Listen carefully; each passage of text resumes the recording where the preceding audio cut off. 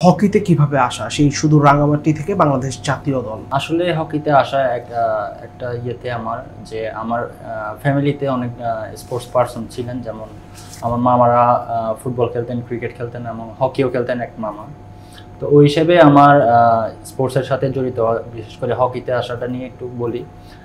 যখন আমি খেলতাম ক্রিকেট ফুটবল এলাকায়, তখন হঠাৎ করে এক বড় ভাই আমাকে বলে জীবন বৃত্তান্ত নিয়ে যে এটা নিয়ে তুমি জেলা ক্রীড়া সংস্থায় যাও, তারপরে দেখো কি বলে।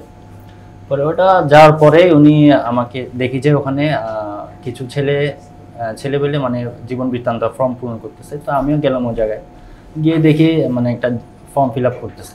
আমি ফিল আপ করলাম। তো পরে ফর্ম ফিল আপ করার পর জানতে পারলাম যে আমি এটা হকির জন্য ফিল আপ করা হচ্ছে আর কি। তারপরেই আমাকে হকিতে ট্রায়াল নেওয়া হলো।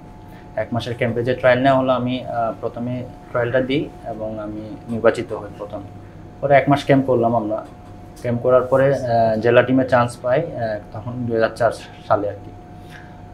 তারপরে আমরা ঢাকায় খেলতে আসি। ওটাই আমার ফার্স্ট টুর্নামেন্ট ছিল। এলএমই সার্টিফাইড বিশ্বসেরা কপারে তৈরি ওয়ালটন কেবলস, যা আপনার স্থাপনাকে রাখবে সব সময় নিরাপদ। হকিতে যদি স্মরণীয় কোনো মুহূর্তের কথা বলা হয়, তবে সে কোন মুহূর্তটি স্মরণ করবেন?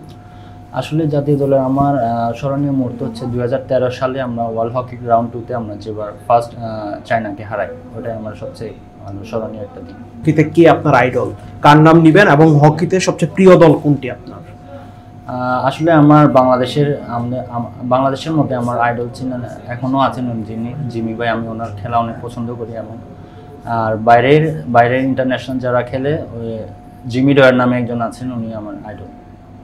যদি কোনো দলের কথা বলা হয়, বাংলাদেশের মধ্যে আমার আবাহনী ফেভারিট দল, এবং বাইরের দেশে আমার হচ্ছে বুন্দেসলিগার টিম একটা আছে,